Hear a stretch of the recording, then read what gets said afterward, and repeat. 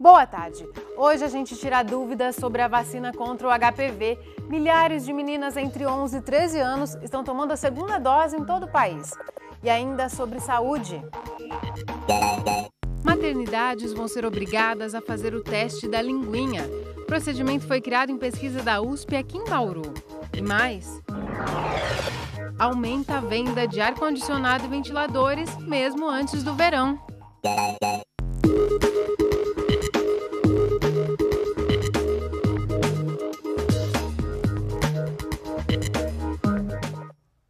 A gente começa essa edição falando da falta de atendimento médico.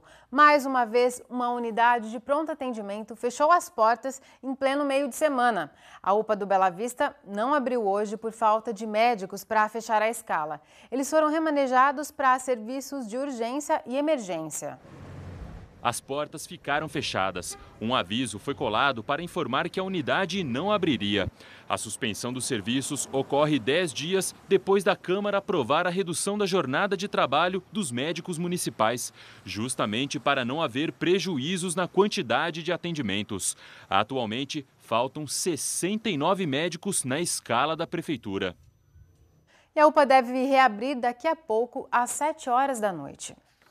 O inverno mal foi embora, o verão ainda não chegou, mas já cresceu a venda de produtos como aparelhos de ar-condicionado e ventiladores. Isso porque o calor foi atípico durante a estação que deveria ser fria. O inverno registrou máximas de até 35 graus. Quem aguardava dias frios ao longo de todo o inverno foi surpreendido. No mês de agosto, a temperatura média na cidade ficou na casa dos 21 graus. 2 graus acima da registrada no mesmo período do ano passado. Para piorar a situação, também foram poucos os dias de chuva no primeiro semestre. Com temperatura mais alta do que o normal para a época, a procura por aparelhos de ar-condicionado e ventiladores também cresceu. Nesta loja, por exemplo, as vendas foram 20% maiores do que no mesmo período do ano anterior.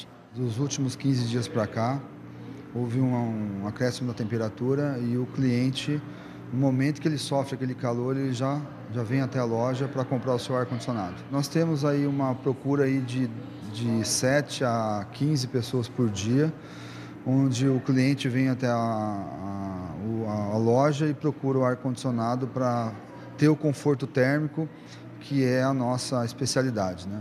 E são várias as vantagens para quem decide antecipar a compra. Uma delas é o tempo de instalação. Hoje, o cliente que leva um aparelho para casa recebe a visita do técnico em até 2 dias. Na alta temporada, a espera pode chegar a 15 dias. No verão, o produto também acaba saindo de 10% a 15% mais caro. Júlio vai inaugurar um hotel na cidade no início do ano que vem, mas já veio comprar os aparelhos para não correr o risco de ficar sem.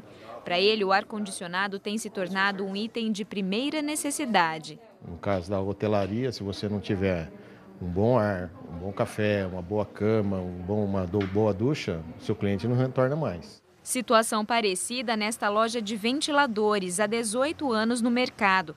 De acordo com a gerente, as vendas já aumentaram 20%, mas o volume deve ser maior a partir de outubro.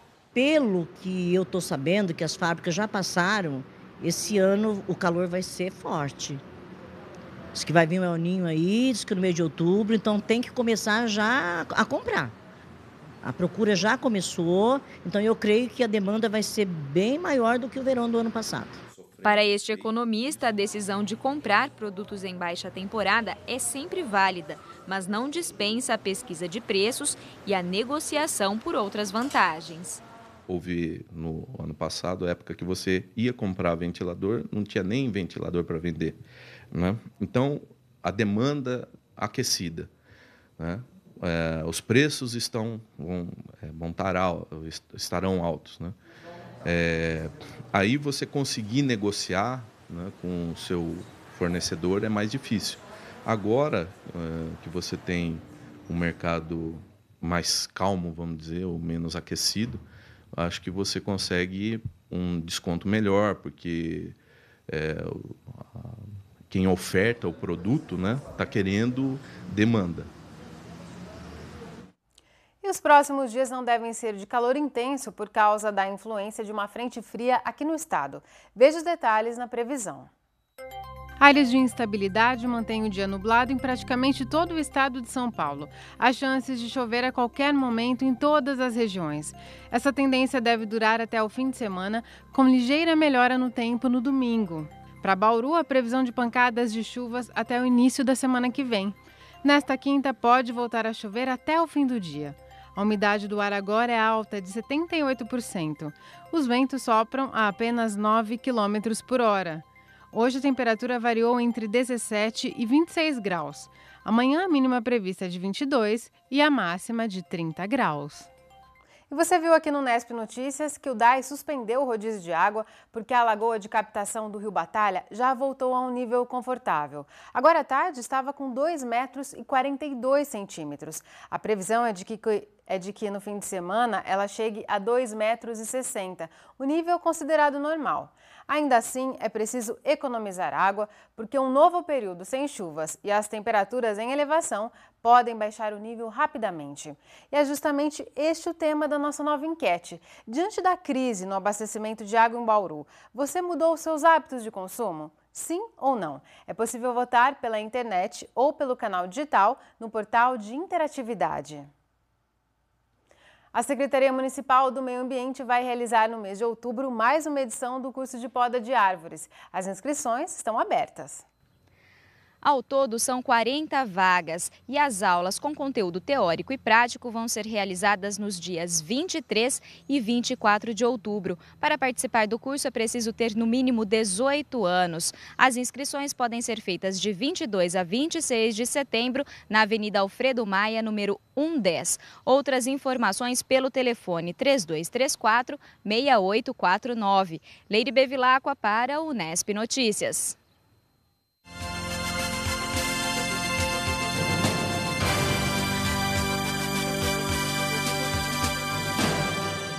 A propaganda eleitoral começou após o registro da candidatura dos candidatos. Ela vai até a véspera da eleição, até as 10 horas da noite do sábado, que a votação é no primeiro domingo de outubro. Até as 10 horas as pessoas podem fazer propaganda eleitoral, carreatas, distribuição de santinhos e reuniões políticas.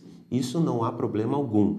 No dia da eleição, todo tipo de propaganda está vedada. Havendo o segundo turno, a campanha começa logo na segunda-feira para a distribuição de santinhos e tudo mais. A questão da televisão pode haver uma adequação somente dos candidatos para saber contra quem eles vão disputar, um tempo de organização de gravação de televisão. Mas a campanha eleitoral só cessa no dia anterior e depois no segundo turno também no dia anterior. Depois do intervalo, você vai conhecer o teste da linguinha, que passa a ser obrigatório em recém-nascidos a partir de dezembro. O exame ajuda a identificar a língua presa, que pode atrapalhar a amamentação. Voltamos daqui a pouco.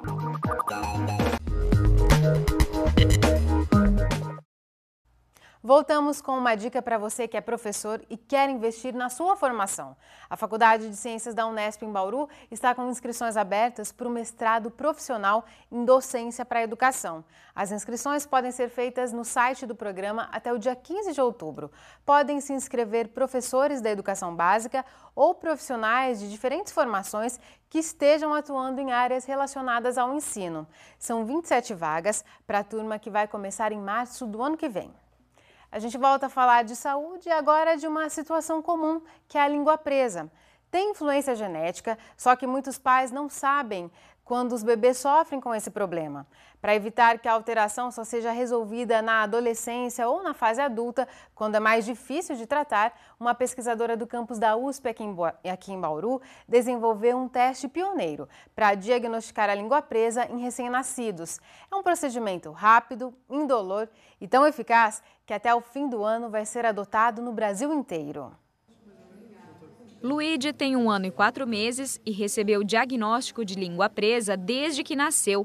A orientação do pediatra e do dentista era acompanhar a evolução, mas os pais perceberam que ele tinha dificuldade para comer determinados alimentos e ficaram preocupados com possíveis alterações na fala. Ele só fala TT, DD, Ele também, a gente precisa cortar, né, bastante a alimentação dele, então pãozinho e tal, ele não come da forma como deveria ser, né? Esse lado aqui. Luíde foi submetido ao teste da linguinha, criado por pesquisadoras da USP em Bauru. Durante o procedimento, que é rápido e não causa dor, são avaliados o movimento da língua e a posição do frênulo, popularmente chamado de freio. No caso do Luíde, foi identificada a necessidade de uma cirurgia para corrigir a alteração. Como o Luíde está começando a falar, tudo indica que após a cirurgia ele terá um desenvolvimento normal, mas não é o que acontece quando essa alteração é descoberta tarde em crianças mais velhas e em adultos. Foi por isso que a Roberta decidiu desenvolver o teste durante o curso de mestrado, para que fosse possível fazer esse diagnóstico já em recém-nascidos. Eu resolvi chegar em bebês por conta das crianças mais velhas e adultos que chegavam no consultório com queixa de alteração de fala. Isso incomodava muito, me incomodava muito. Por quê? Porque eu não conseguia tratar 100% esses pacientes. E mesmo que depois eles fizessem uma cirurgia, eu não conseguia modificar totalmente o padrão de fala desses pacientes. E aí veio a pergunta, será que se a gente conseguisse identificar isso quando fosse bebê, não melhoraria a qualidade de vida dessas pessoas? Ao longo da pesquisa, uma surpresa. Foi constatado que a língua presa também era a causa do desmame precoce de muitos bebês. Por conta da alteração, os recém-nascidos se cansavam mais, diminuíam os intervalos entre as mamadas e as mães acabavam fazendo a complementação até desmamar a criança. Além de prevenir o desmame precoce, quando se descobre logo no início que um bebê tem língua presa, a cirurgia para a correção é mais simples. Se é feito depois da aquisição de fala, quanto mais tempo essa criança falar distorcido, menos chance eu tenho de recuperar essa criança.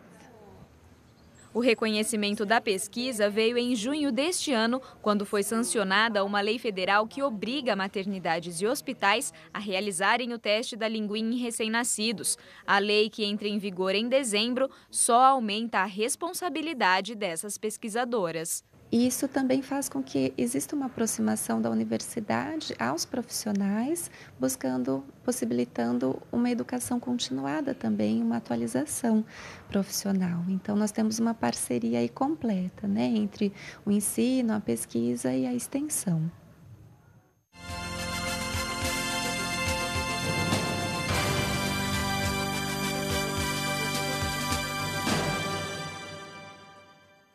O Código Eleitoral fala que uma eleição será declarada nula se a maioria dos votos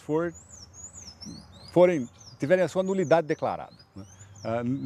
Essa nulidade declarada não diz respeito ao voto nulo do cidadão que pode comparecer à urna e, por vontade própria, anular o seu voto. Isso vai acontecer ou pode acontecer quando um candidato que disputa que está na disputa do processo eleitoral, ele tem a sua candidatura impugnada, por exemplo, na Justiça, e a Justiça declara essa candidatura como impugnada. E se esse candidato tiver recebido a maioria dos votos na eleição e os votos forem declarados nulos pela Justiça Eleitoral, aí sim acontece a nulidade do pleito, tem que se convocar uma nova eleição. O eleitor, ou a maioria dos eleitores, podem ir às urnas, declarar nulo ou branco seu voto. Isso, de fato, não implica na nulidade do processo eleitoral das eleições. No próximo bloco, a gente fala sobre a vacina contra o HPV com o ginecologista Douglas Ribeiro. Muitos pais ainda têm dúvidas se a imunização das filhas adolescentes faz bem ou não. Então, continue com a gente. Desde março deste ano, quando começou a vacinação contra o HPV em meninas de 11 a 13 anos, alguns pais ficaram apreensivos. No começo deste mês, a notícia de que jovens vacinadas em Bertioga, no litoral paulista, estavam internadas sob suspeita de reações provocadas pela imunização, aumentaram as dúvidas. Para esclarecer o assunto, nós conversamos com o ginecologista Douglas Ribeiro para saber quais efeitos colaterais a vacina pode desencadear. Ele comenta também se a campanha de vacinação pode ter alguma relação com o início precoce da vida sexual das meninas. A vacina, pelo fato de ela entrar num calendário vacinal, como rubéola, hepatite, sarampo, tétano, eu acho que não tem que haver essa especulação, esse tipo de especulação em relação ao que a menina pode achar, que vai estimular a entrar em contato com o sexo. Eu acho que sempre a prevenção é o melhor caminho para tudo. E esse programa, ele é efetivo, isso já é feito em outros países, Estados Unidos, Austrália, por exemplo, onde você já tem uma estatística muito boa, onde com uma queda acima de 80%, 90% na incidência de verrugas genitais nas adolescentes após terem recebido esse tratamento vacinal, esse esquema vacinal. Então, eu acho que é importantíssimo. A prevenção é sempre o melhor remédio. Essa decisão, simplesmente pelo fato de ser a faixa etária onde elas ainda não iniciaram a atividade sexual. E a imunogenicidade, que, como se diz, né, a formação, a reação desses organismos de cada menina em relação à formação de anticorpos, ela vai ser mais efetiva justamente nessa fase, onde elas não foram expostas. E a gente vai um pouco adiante disso. Eu acho que os meninos também, com o passar agora dos anos, eles vão também entrar nesse programa do governo. Provavelmente, eu acho que isso é uma coisa que já tem sido discutida, dos meninos também receberem a vacina. E eu acho super importante. Só que aí, como eu já disse, entram as questões econômicas. Inicialmente, como a mulher, entre aspas, está um pouco mais exposta à infecção pelo vírus de HPV, então o público-alvo é justamente essas meninas, de 9 a 11 anos. E depois deixou-se para um segundo plano os meninos. A partir do ano que vem, 2015, baixa-se um pouco a faixa etária do público-alvo para 9 a 11 anos. E, em 2016, a proposta é fazer a partir dos 9 anos de idade. Justamente por esse motivo, o início precoce da atividade sexual que nós percebemos e vimos hoje na sociedade brasileira. Reações são poucas relatadas em relação a reações orgânicas da vacina. Eu acho que a grande questão aí em relação à indicação da vacina, essa campanha, são as questões éticas e as questões relativas à orientação dos pais dessas meninas, dessas crianças.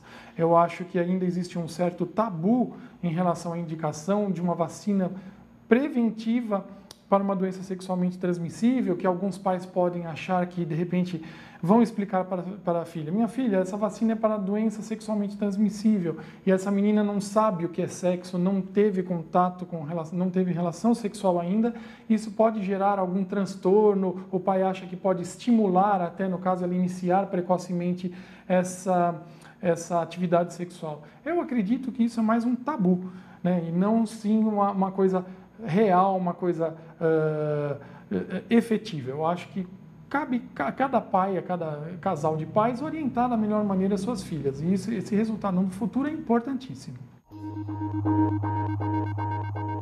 É uma relação bem estreita entre a infecção pelo vírus HPV e o câncer ginecológico, principalmente o câncer de colo uterino e o câncer de vulva.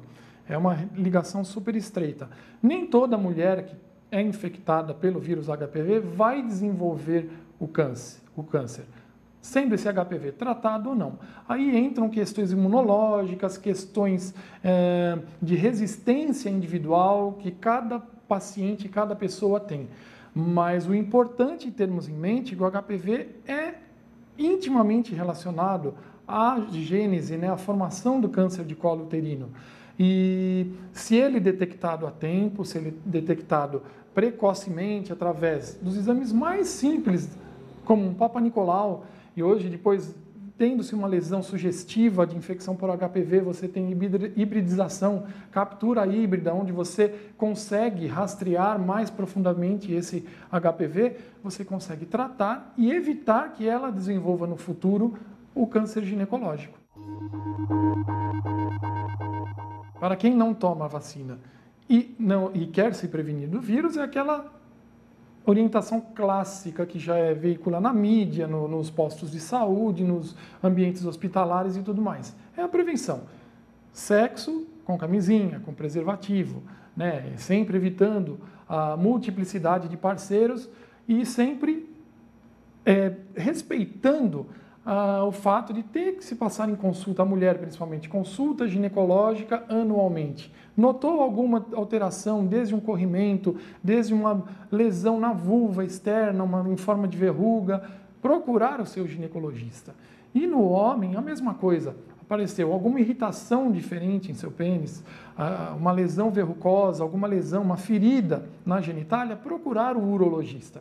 A orientação médica ainda é o melhor resultado e a prevenção, junto com a orientação médica, é o que faz com que nós consigamos diminuir a incidência do câncer ginecológico. E do câncer no homem também, que câncer de pênis, câncer de região anal também estão intimamente relacionadas com o HPV. É isso por hoje, a gente volta a se encontrar amanhã às 5h30 da tarde, ao vivo. Tchau!